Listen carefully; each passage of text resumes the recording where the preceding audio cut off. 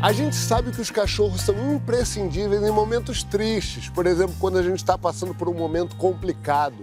Agora, os cães de apoio emocional são diferentes, eles são treinados para quando a pessoa está passando por um luto, por uma crise de ansiedade. Hoje a gente vai conhecer uma dupla que se adora, que não se separa, a Daniele e o Rudá. O Rudá apoia a Daniele e a Daniele luta para que outras pessoas tenham direito a esse apoio. Tudo bem? Como é que você tá? Tô bem. Muito bem. Esse aqui quem é? Esse é o Rudá. Primeira coisa, eu posso encostar nele ou não posso? Na realidade, o cão de suporte emocional não pode ser tocado Não pode quando ser ele tocado. tá com colete.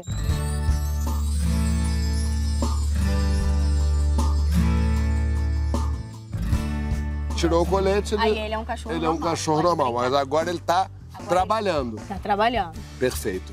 Me diz uma coisa, Daniele, como é que você começou a se afeiçoar aos cachorros? Então, eu sempre tive cachorro.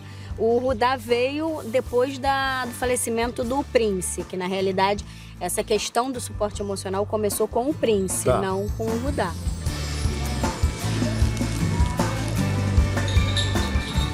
Você cresceu uma vida cheia de bichos, enfim, sempre amando bichos.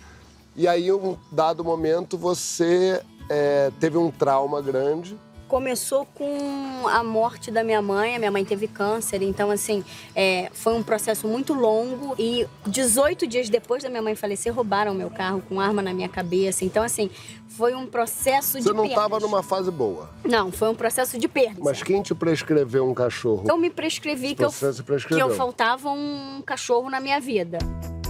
Pesquisei, cheguei no canil. Tinham vários. Tinha pequenininho, tinha maiorzinho, tinha já mais adulto.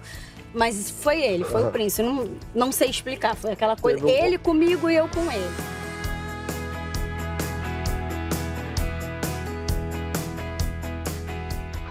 Ficou comigo como pet muito tempo, eu comecei a fazer a terapia e na terapia chegou-se à conclusão que tudo que se acontecia quando ele estava comigo, sua a vida minha era melhor. desenvoltura era melhor. Então ela recomendou um cão de suporte emocional. Mas você já conhecia? Não conhecia. Nos Estados Unidos isso é muito comum, um cão de suporte emocional. Então eu já tinha escutado falar lá fora. Aqui no Brasil eu não conhecia, não sabia, não tinha nem ideia de como isso iria acontecer. Eu pesquisei sobre o que era, viajei para fora.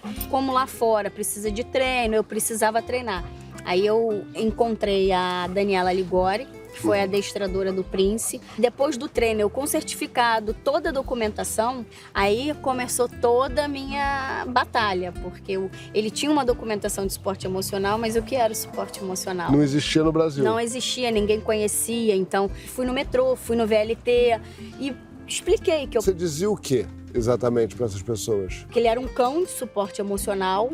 Aqui no Brasil não tinha lei, mas fazendo uma analogia, ele era tão importante para mim quanto um cão guia é para um deficiente visual ou um cão de serviço é para um deficiente físico ou um deficiente auditivo, enfim. Explicava que eu tinha um laudo, que eu tinha um transtorno de ansiedade e podia virar uma síndrome do pânico, enfim, porque uma coisa sempre é ligada à outra, no meu caso.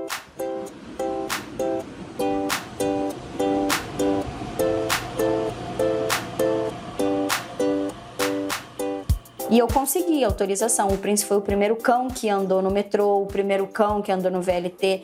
Na realidade, no Brasil, ele foi o primeiro cão de suporte emocional. Como é que ele te ajudava no momento em que a crise de ansiedade chegava e estava virando síndrome do pânico? Como é que praticamente ele te ajudava? Na realidade, o que acontece? Quando eu tô com ele, Entendi, com o Rudá, assim. eu costumo falar assim, se eu desse defeito, eu costumo falar isso, como é que eu ia cuidar dele? Eu tava com um cão na rua ou onde é que fosse, como é que eu ia cuidar dele se eu desse o defeito? Entendi. Então eu tinha que segurar o meu defeito para não dar problema para ele. Entendi.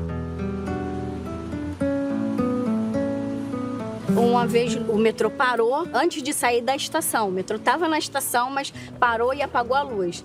Eu comecei a querer dar defeito. Aí eu comecei a olhar pro Prince e comecei a focar, a ficar mais calma, a parar de ter a falta de ar, aquela mas eu respiração precisei sair. Só que eu não cheguei a desencadear todo o processo. E aí, como é que foi quando o Prince foi ficando mais velho?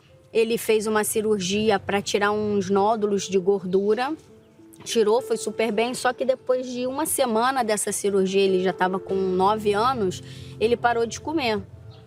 Aí eu levei no veterinário, fez ultra, tudo de emergência, aí o médico falou pra mim, falou assim, olha, ele tá com hemorragia interna e eu nunca vi um caso desse, porque há 14 dias atrás o fígado dele não tinha nada e o fígado dele tá tomado, não tem o que fazer. Aí eu, mas e aí? Aí o meu marido é que chegou pra mim e falou assim, amor, não tem o que fazer, ela tá falando que tem que botar ele pra dormir. Aí eu falei assim, tá. Ele foi meu amigo até agora e não vou deixar ele aqui. Abracei, fiquei com ele, deu a injeção, aí quando foi meia-noite 11, ela falou assim, olha, ele já não tá mais aqui. Isso era dia 22 de dezembro. E meu mundo acabou.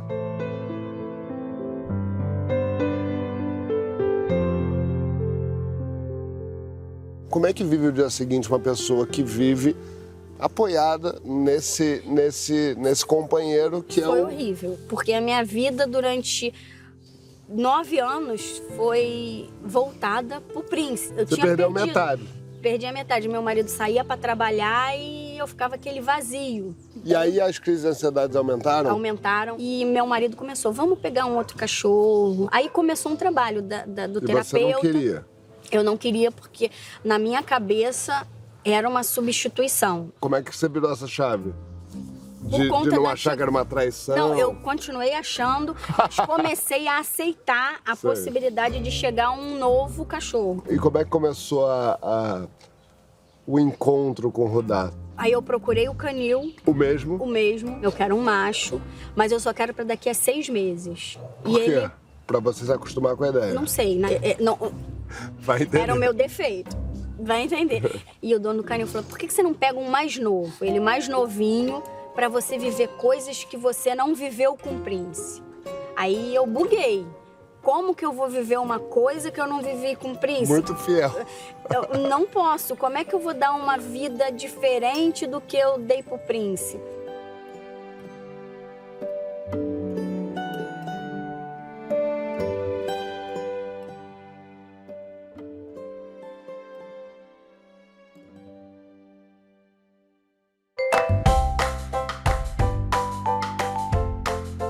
O Rudá chegou chegando de repente, da maneira que eu não queria. Queria que o Rudá chegasse com 4 meses, o Rudá chegou com 2 meses e meio. Ele era pequenininho, então ele se enfiava nos buraquinhos. E eu comecei a ficar desesperada. Eu falei assim, gente, o que eu fiz na minha vida? Eu não tô preparada para um cachorro desse. Porque ele veio muito, muito agitado.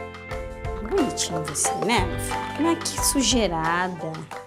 A minha vida mudou da água pro vinho. Foi porque perfeito. Foi mandado do Príncipe. Falei assim, tudo bem, você sente a minha azucrina falta, ela. mas vamos mandar um pra azucrinar, porque é o tempo todo ele exigindo a minha atenção.